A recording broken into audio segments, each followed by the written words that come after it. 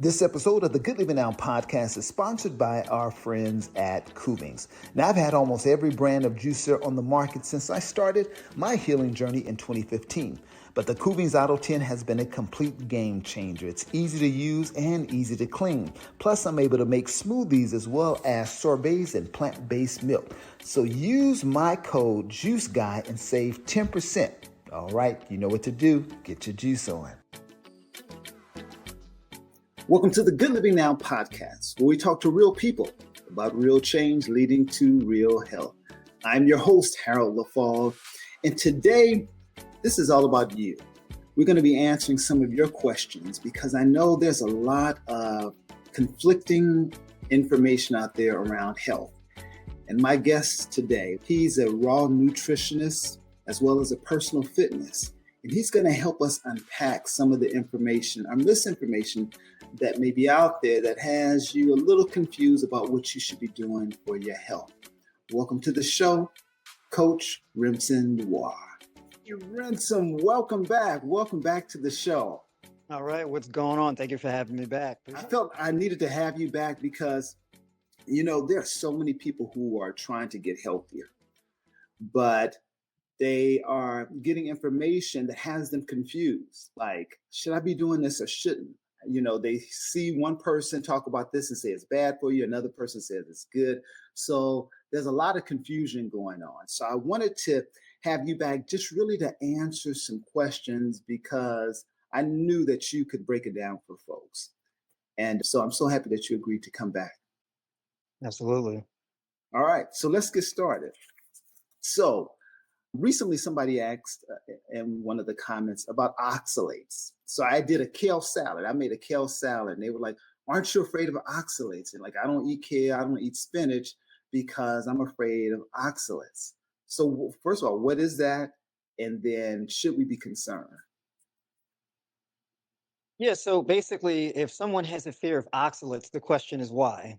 What do they think the oxalates are going to do? Right? Mm-hmm.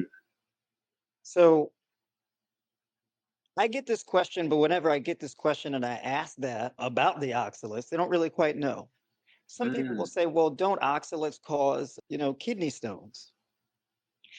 Not on their own, right? So typically, kidney stones are a combination of acid accumulation, excess calcium, and the crystallization of that calcium with oxalates. Mm-hmm. Oxalates, for the most part, are water soluble when coming from plant-based foods in general. And they can become crystallized if there's excess calcium, right? This only becomes an issue if you're chronically dehydrated and dealing with a magnesium deficiency and very low levels of vitamin C in your diet. So yeah, basically, plants in general are primarily, well, exclusively where you find oxalates. Mm-hmm. If you go on a plant-based diet, that's how you get rid of calcium deposits and kidney stones and things like that. Mm-hmm. So there really isn't any scientific data that actually shows that the oxalates from, fruits or vegetables or whatever the case is actually harmful and Mm-hmm. cause things like kidney stone development or kidney issues in general. Mm-hmm. So there has to be something else going on. Right. No nutrient causes an issue on its own. It has to be combined with something else. Okay. So we can go ahead and have our kale salad and our spinach and all that other good stuff. Right. Okay. And another person asked this question. So fruits and type 2 diabetes, this person is afraid that, having too much fruit could cause type 2 diabetes. Yeah, so they're currently, it's been pretty clear now that the more fruit you eat, the better your blood sugar numbers get. Fruits typically are like they're mostly carbohydrates, low in protein, and virtually no fat. Type 2 diabetes is scientifically known as lipotoxicity. It's basically when there's an excess level of fat in your environment, in your internal environment. Mm-hmm. So typically when people develop type 2 diabetes is not caused by sugar consumption. It's actually caused by having excess levels of dietary fat, specifically saturated fat in the diet combined with high levels of protein. High levels of protein and fat in the diet saturating your bloodstream and your cells causes you to be more insulin resistant. The more protein and the more fat you consume, the more insulin resistant you become. Mm-hmm. So if you create the insulin resistance and then you dump carbohydrates on top of it, you get high blood sugar numbers. Mm-hmm. It's not really caused by the sugar or the carbohydrates. It's caused by the foods that were making you insulin resistant in the first place. So nutrition is a zero-sum game. The more carbohydrates you consume, the less fats you consume, right? So let's say if you were to reduce the amount of dietary fat and protein you consume and increase the amount of carbs, the more carbohydrate dominant your diet gets and the lower in fat and protein it gets, the more insulin sensitive you become. And that improves your blood sugar numbers. Mm-hmm. So an example of how to do this would be, let's say you eat 4 meals in a day Mm-hmm. and your first 3 meals are all like fruit dominant, right? It's Mm-hmm. like fruits and leafy greens, things like that. And then the final meal is where you get like your fats and proteins and things like that. So how that would play out is pretty much your diet would be like around anywhere from 65 to 80% carbs. And then the rest would be protein and fat, having had those at the end of the day with the last meal. Mm-hmm. So basically your first 3 meals of the day would be causing you to be more insulin sensitive. So with every meal, your blood sugar numbers would get better. You become more insulin sensitive throughout the day. You have your dietary fats and proteins as your last meal, and then you go to bed at a fairly decent time. And being that that's your last meal of the day, you're not dumping carbohydrates or any kind of sugar on top of it. So your blood sugar would actually be able to come down to a healthy level after that meal and throughout the night when you go to sleep. Mm-hmm. So you wake up in the morning, your blood sugar level will be lower. And then if you rinse and repeat and have those fruits again in that same format, this is how you gradually eat your way out of insulin resistance and reverse your diabetes. Mm. So you gradually work your way out of it by consuming fruits like during the day, and then in the evening, as your last meal would be, what would be an example of example of something, folks? Yeah, so like an example of that would probably be like your last meal would be, let's say 8 ounces of baked sweet potato, 9 to 10 ounces of cooked chickpeas, 1 ounce of dry roasted cashews, 3 tablespoons of whole hemp seeds, and 12 ounces of steamed broccoli. And so the and that's so interesting that we don't hear a lot about the association with saturated fats and type 2 diabetes. You know, we just hear sugar, sugar, sugar. We don't hear a lot about the saturated fats. And saturated fats are found in what kind of things? Mostly animal products, dairy, meat, eggs. There are some plant-based exceptions like coconut, right? Coconut yogurt, coconut milk, things like that. Saturated fat is found in small amounts in plant-based foods, but not really that common, Mm, right? okay. The fats that are in plant-based foods are primarily going to be polyunsaturated fats and monounsaturated fats. What's interesting is polyunsaturated fats, if you read any type of like scientific data about how it affects metabolism and insulin sensitivity, the abbreviation for polyunsaturated fats is PUFA, right? PUFA. Mm-hmm. And then you have saturated fats, which is saturated fatty acids, SFA, right? Mm, So there's been studies that show the effects that PUFA have versus saturated fat on your insulin sensitivity. And so all the current data that we have available now demonstrates that polyunsaturated fat sources actually help to improve insulin sensitivity, whereas saturated fat does the opposite.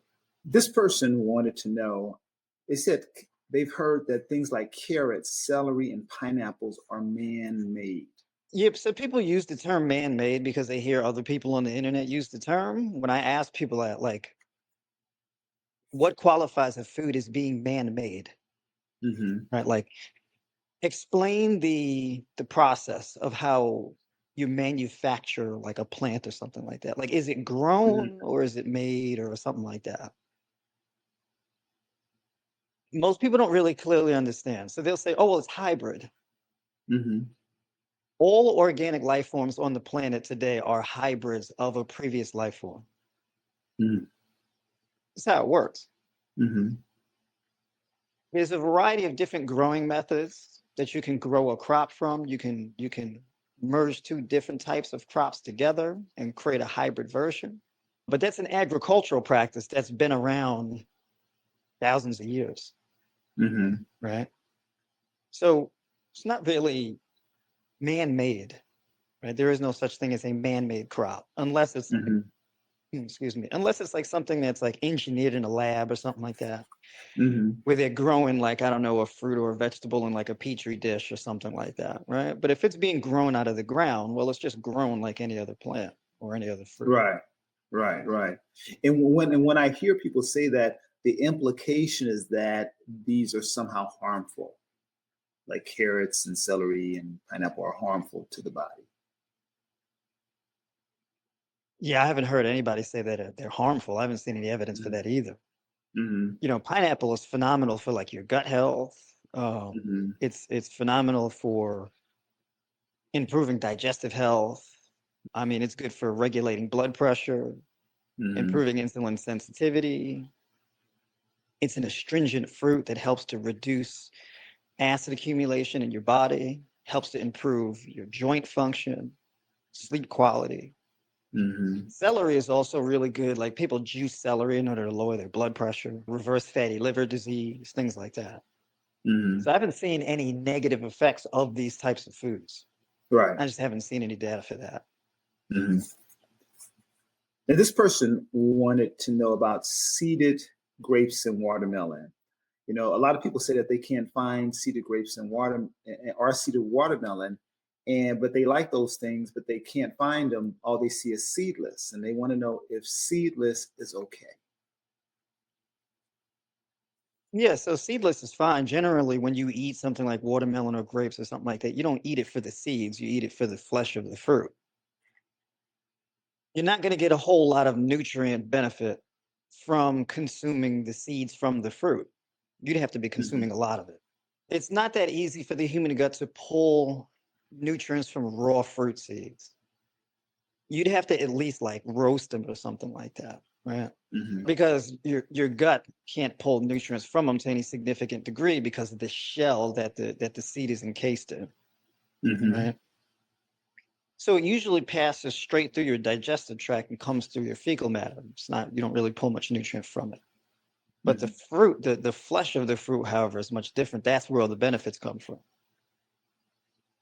So just because it's seedless does not mean it does not indicate that it doesn't have nutritional value or if there's anything wrong with it. No, there's actually no such thing as a seedless fruit. What they're really talking about is you have mature seeds versus immature seeds. Mm-hmm. So mature seeds are like the hard black seeds versus like immature seeds, which are either white, very small, soft, and often translucent to a degree. But all fruits have at least immature seeds, but there is no such thing as a mature seed. Mm. Gotcha. There are agricultural practices, and I forget the name of it. I believe it starts with a P, but essentially what they do is they grow the fruit. They grow the fruit in a way where every time they reproduce it and they grow it that way, the amount of mature seeds diminishes. Right? So you can grow like a fruit from a vine, or you can grow it from the seeds itself. Mm-hmm. Right? If you keep reproducing it from the vine, the mature seeds diminish over time. Mm. Right? So I'm not really an agricultural expert to really explain it the way that it should be explained, but that's my basic understanding of it for the most part. Essentially, in order to get like a fruit that mostly has immature seeds and it doesn't have Right. mature seeds, it's just an agricultural practice, right? It's not like a thing that's done in a lab or something like that. It's not like a manufactured thing. Mm. Okay, cool. Now folks can go out and get them some watermelon from the grocery store or some grapes, and they'll be okay. Right. Yeah. I'd rather you get, the seedless rather than not eat the fruit at all, right? Because you're passing up a tremendous amount of benefit otherwise. Right. And this person wanted to know about protein. She says she's considering becoming vegan, but is concerned that she won't get enough protein from a vegan diet. Yeah. So the question is, what is your protein goal, and how did you reach that number? Right. So when people say, I'm not, I have a fear of not getting enough protein. Well, have you determined how much protein you need? That's number one. And how did you calculate that number? So what people do is they significantly overestimate the amount of protein they actually need in their diet. Right. People say things like you need like a gram of protein per pound of body weight. Right. Now, if you've ever written a diet plan before, you'd know that your diet has to be a very bizarre diet in order to get there. Right. And there's no science at all. There's no scientific data that actually demonstrates that people actually need that.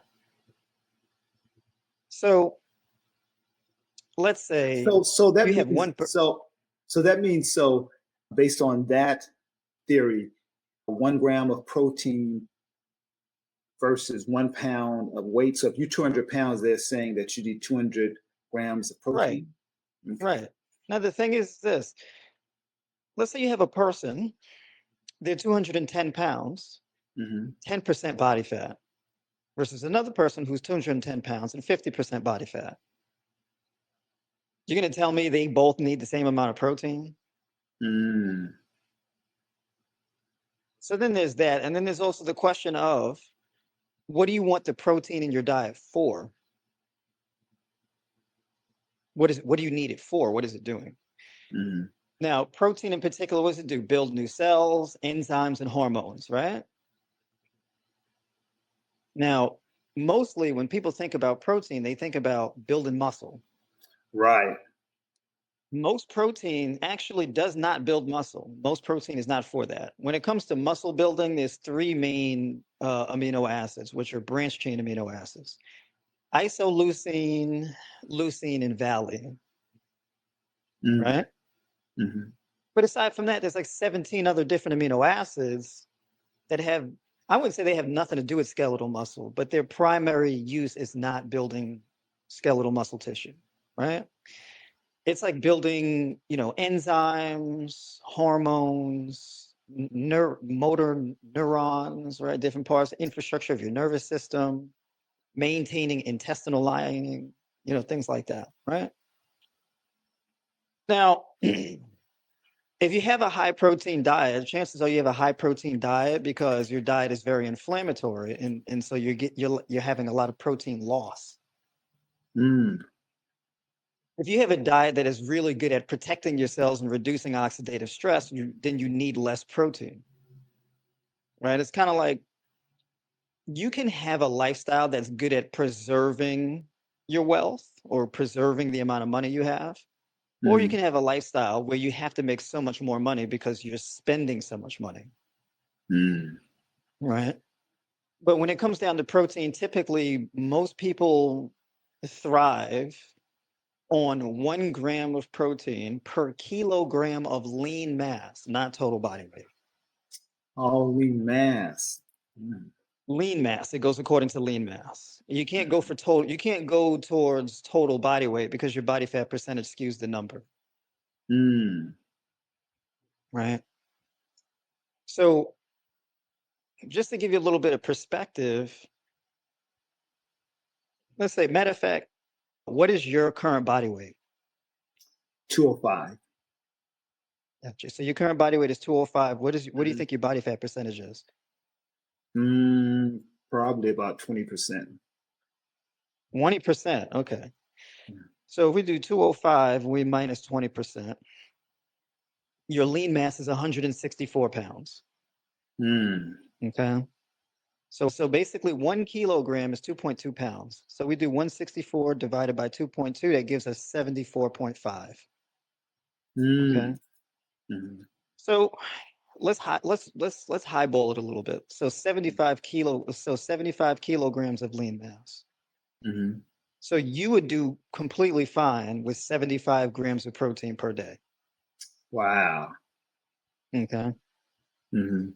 Now, what's interesting is that actually, if your lean mass is 164 pounds, Mhm. that's actually a lot of lean mass. Mm. So now basically that's 75. Now, half of your lean mass, roughly half your lean mass, is skeletal muscle tissue, Mhm. right? So for most men, it's like 33% of their lean mass or something like that, right? Or Mhm. well, not 33%. It's like 33 kilograms on average Mm. for men. Mm. So 75, half of that is 37 kilograms of lean mass, right? Of 37 kilograms of muscle mass. Mhm. So for you right now, you actually have a bit more than your average man. Your average man has Mm. around 33 kilograms of lean mass. You got like Mhm. 37, Mhm. right?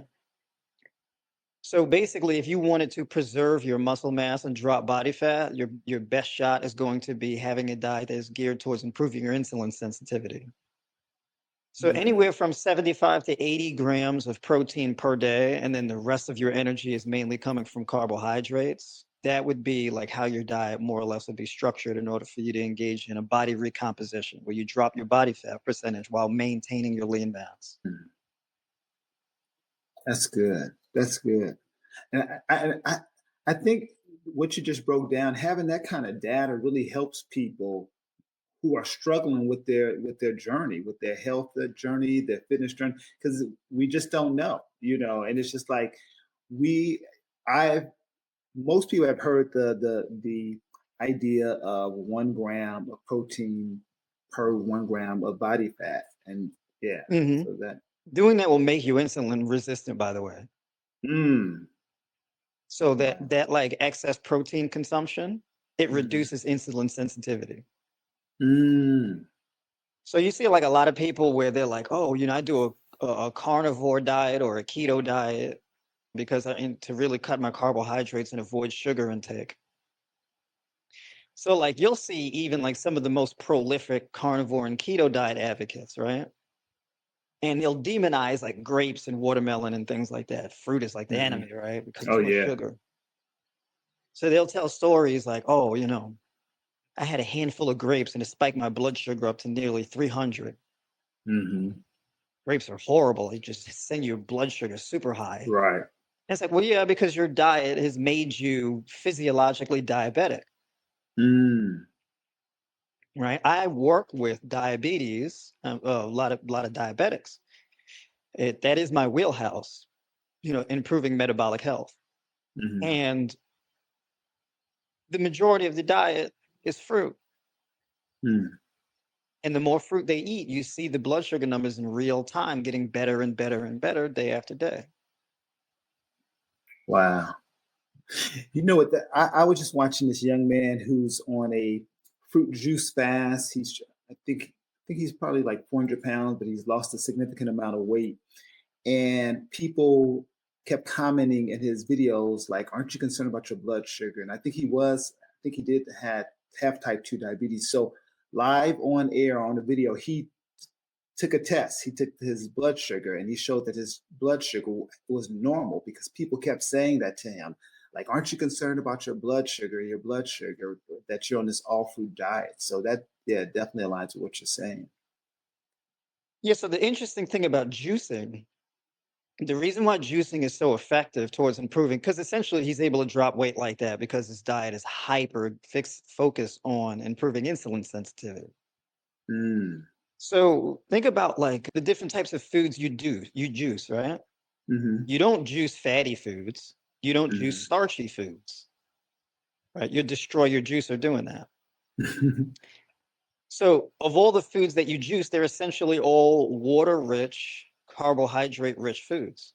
Mm-hmm. You don't even really juice bananas or avocado or Mm-hmm. anything like that. It's just all, and all the things that you juice usually are detoxifying foods, Mm. right? So there are exceptions. Like have you ever juiced broccoli before? You I don't, have. I don't really do that, but I've done it before. But yeah. yeah. So I mean, you don't get a whole lot of juice out of it, and it's very sulfur Mm-hmm. rich, so it's not Mm-hmm. really the best of things. Mm-hmm. Usually, when people juice like greens or something like that, it's tender leafy greens. I think the Mm-hmm. most cruciferous green that you would juice is like cabbage, maybe like purple Mm-hmm. cabbage or something Purple like cap. that. But Yeah. Mm-hmm. generally, you don't juice things that are really cruciferous, like broccoli or cauliflower. Right. And coincidentally, those are the foods that have the highest concentrations of protein and sulfur, Mm. right?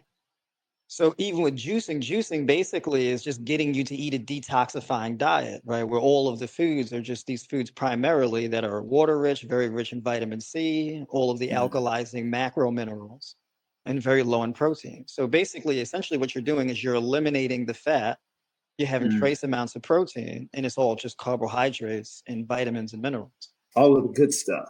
So this person wanted to know, they're dealing with high blood pressure and want to know what should they add to their diet. Yeah, so to better understand blood pressure, right? Because once you understand blood pressure, then you would understand what you would have to have your diet look like. Mm-hmm. Because I can go on a real long laundry list of foods that you should add to your diet to improve your blood pressure. But the question Mm-hmm. is, what is causing your blood pressure to be elevated in the first place? Mm. Blood pressure, high blood pressure, otherwise known as hypertension, is caused by some form of metabolic congestion. High blood pressure is an inflammatory response. Mm. When the level of oxidative stress happens in your body, which is basically the degradation and destruction of your cells, that's what oxidative stress is. Your Mm. body responds to that oxidative stress with inflammation, right? One of the most common forms of inflammation is vascular constriction, which is a narrowing of your vascular system. That causes your blood pressure to go up. And the question is why? Your body will create higher levels of blood pressure in order to force expedite the process of nutrient delivery to your cells. Mm.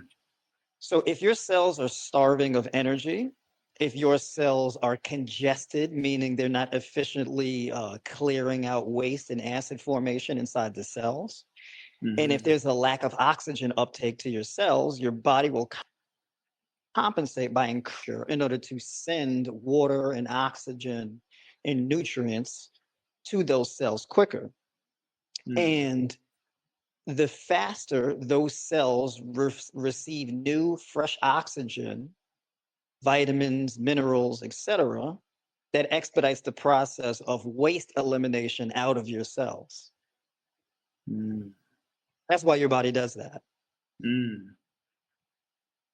If you're eating foods that reduce waste elimination, that will raise your blood pressure. So, for example, if you're eating too much protein, protein is acidic. It breaks down into amino acids. The amino acids hit your bloodstream, and if your blood is saturated with nitrogen, or what is the scientific term for protein, that will raise your homocysteine and increase interstitial fluid, and that will lead to vascular constriction and an increase of interstitial fluid, the fluid between your cells that runs through your lymphatic system in order to remove waste and acid out of your body Mm. through your lymphatic system and out through your kidneys, Mm-hmm. right? So that's interstitial fluid, right? It's essentially lymphatic fluid. Mm. So you have all of this waste accumulation and acid that your body has to get rid of. So that becomes prioritized. This is also the basis for edema. A lot of people with high blood pressure are also prone to edema, right? Swelling. It typically happens in the feet and lower legs and hands and things like that. Mm. So, and this is common with acid accumulation. So if we know that acid and waste accumulation is the problem, that's the thing that's raising your blood pressure. Well, where does all this acid and waste come from? Well, protein is one, excess protein consumption, right? Because then your body has to neutralize all of this acid formation from the amino acids. The amino acids, the excess amino acids either have to be converted into glucose and used for energy. It has to be converted into new enzymes, proteins, different things like that. Or it has to be flushed out of your body through your urine. A lot of people with high blood pressure also have kidney disease. And if you do, let's say if you do a kidney test, like a blood test or something like that, one of the things that's tested is blood urine nitrogen, right? BUN for short. So if your BUN level is high, that implies excess levels of protein or nitrogen found in your blood and urine. That means there's an excessive amount of protein in your diet. Then there's something called creatinine. Now, creatinine is a byproduct of creatine. So if there is a lot of oxidative stress inside your muscle tissue, muscle will break down, those muscle cells will die off, and a byproduct of that is the degradation of creatine, leading to higher levels of creatinine. Now, your high levels of creatinine can be a result of degradation of muscle tissue, basically muscle loss, or excess creatine consumption from a lot of meat eating, right? Creatine is made from a variety of amino acids, and it's used to facilitate energy production inside muscle tissue. But of course, when creatine gets used and expended, the byproduct of that is creatinine. Another thing would be uric acid, right? If you have high levels of uric acid, you'd also have high blood pressure. Now, consuming saturated fat and protein raises the purine level in your body, and that converts into uric acid. High levels of uric acid is the basis for things like acid reflux and gout. So your body has to flush out that uric acid, typically through your kidneys. So if you have a lot of fat and protein in your diet, you get an excess level of BUN, creatinine, and uric acid, or at least two of the three, right? Typically. Uric acid is prone to crystallization, right? It's usually water soluble, but if the level of it is high enough, a portion of it will be crystallized, form little crystals. This can lead to joint pain, sharp pains, gout. The gout essentially is just high levels of uric acid being crystallized and actually damaging the nerves and connective tissues in your body. And that's where that sharp, radicular pain comes from. Sharp pain, numbness, tingling, that type of thing. It's the crystallization, right? So aside from high levels of fat and protein, and then of course processed foods, and most processed foods are very dry foods, which are dehydrating. When people talk about processed foods being bad, well, why are they bad? Processed foods primarily are bad because they're dehydrating. Processed foods usually contain high levels of sugar and fat. And you have things like potato chips, they're baked in oil. So then now you're mixing carbs and oil, which is basically carbs and fat. So if you get enough of the mixture of carbs and fats in your diet in a dry, dehydrated food, this leads to insulin resistance and dehydration. If you add in salt, that excess salt also contributes to the dehydration. Right? Cookies, cakes, crackers, same thing. Carbs, saturated fat, oils, and salt. So these things together, they make you insulin resistant. They're also dehydrating. And then they also cause your adrenal glands to secrete more aldosterone in order to balance out the level of fluid in your body. Now, the more insulin resistant you become and the more dehydrated you become, you start to deplete your potassium levels and you have excess sodium in your body. That excess sodium will ramp up aldosterone. So a lot of people have like a kind of swelling in the face, like around the neckline and that type of thing. You kind of have like a little bit of a bloated face, like a moon face a little bit. And that's usually an indication of high aldosterone levels and chronic dehydration. Now, if you notice, when people start to eat healthy and they start to lose the weight, is you see the changes in their face first. Yep. Mm-hmm. Right? And that's because you're balancing out your potassium and your sodium levels. The aldosterone can start coming down and your blood pressure starts coming down. And then you start clearing out more waste and acid. Mm. Juicing supercharges this. So when you're juicing, it'll really ramp that up. Right? Mm-hmm. Because it's just straight up water, potassium, vitamin C, magnesium, manganese, all of these alkalizing minerals. And Mm-hmm. all of those alkalizing minerals help to drive down waste accumulation, acid, and therefore lowering blood pressure. So the reason why I'm explaining all, and there's other things too. There's also medications that cause the issue because the medications also produce waste products and acid accumulation in your body as well. Because a lot of medications, and the interesting thing, like even if we take a look at like blood pressure medications, a lot of blood pressure medications make you insulin resistant, thus contributing to high blood pressure. Wow. So, you have like diuretics, right? You have your amlodipines, your hydrochlorothiazide, Mm-hmm. right? You have your beta blockers, things like this. You have steroidal hormone, these types of things, steroid creams and things like Mm-hmm. that. These things contribute to insulin resistance, and insulin resistance causes you to have this elevated blood sugar, which also causes vascular constriction and raises your blood pressure. So then what do you eat? What do you add to your diet in order to improve this issue? Well, all of the foods that you add to your diet in order to improve on it, first of all, you got to remove the excess fat and protein, and then avoid all of the foods that can dehydrate you. So you should prioritize water-rich foods. The reason why fruits are at the top of the list is because fruits on average are around 80 to 90% water. Bananas are like around 7 to 80%. So you want to add more water-rich foods, so definitely having a fruit-dominant diet, right? This is why I'm such a big advocate of a fruit-based diet or a high raw fruit-based diet. Fruits contain high levels of water, vitamin C, magnesium, manganese, potassium, things like this. Those things will drive down your blood pressure in real time. I've had people come to me with high blood pressure, and I'm like, you want to have an interesting experiment? What I want you to do is when your blood pressure is high, eat a grapefruit. Mm-hmm. And then in like 20 minutes, check your blood pressure. Mm-hmm. And the blood pressure drops after eating the grapefruit. Mm-hmm.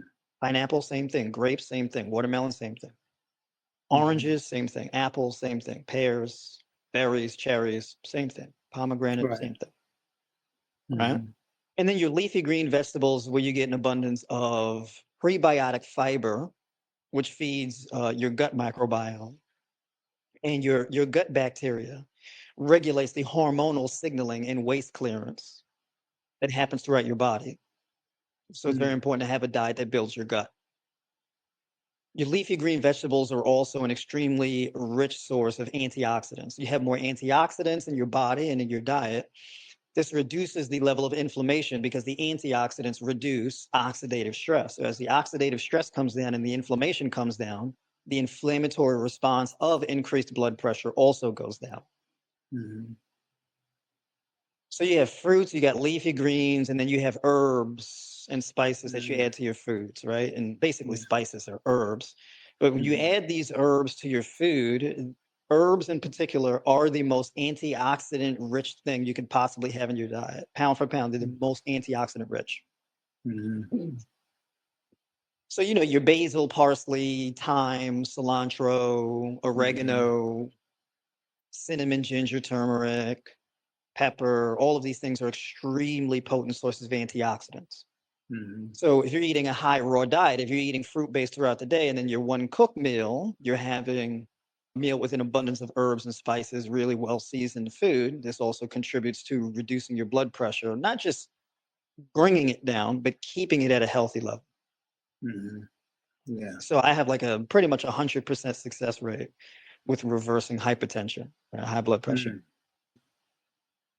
So then there's that. And then there's also extra things that you would add to your diet as well, which would be your nuts and seeds, right? So your fatty foods essentially should be things like avocado, hemp seeds, pumpkin seed kernels, chia seeds, flax seeds, pistachios, cashews, walnuts, peanuts if you don't have a peanut allergy, right? Mm-hmm. Things like this. Mhm. I do make an exception for coconut because coconut is a really phenomenal food, particularly coconut yogurt, which essentially is fermented coconut. Mm. It's a good probiotic rich food. So let's say you have anywhere from 4 to 8 ounces of coconut yogurt and you have it with a variety of blueberries and strawberries, and you put some sliced kiwi in there, things like that. You get an abundance of antioxidants. And then if you add like chia seeds or flax seeds or hemp seeds to that, you get an abundance not only of probiotic, the good gut bacteria is referred to as probiotics, right, scientifically. Mhm. So you get that into your diet. And then with the seeds, you get a good source of omega-3 essential fatty acids. You also get a decent amount of protein in a non-pathological way. Mhm. And then with the berries and the kiwis and all of that, you get an abundance of vitamin C, vitamin K, vitamin E, really important antioxidants like polyphenols, tannins, carotenoids, things like that. Mhm. Right. Then there's other probiotic rich foods. There's things like sauerkraut, kimchi, pickles, miso, which are also good Mhm. probiotic foods. Yeah. And then kombucha, which essentially is fermented black tea. Mm. And Remson, it's so interesting because we're doing a 21-day health reset challenge. So we did 10 days all raw, and we're doing 11 days of juicing. And one of the participants, Gloria, she mentioned in the comment section, I believe yesterday, that before she started the challenge, her blood pressure was really high and it's down to the normal range. Right. And I think that was maybe day 14 where she mentioned that. But here's the thing about even like doing something like the reset challenge. I think a lot of people get excited when they see the results, but then they think they can just go back to eating, what they were eating before or after. And it really has to be a lifestyle change, right? I mean, Yeah.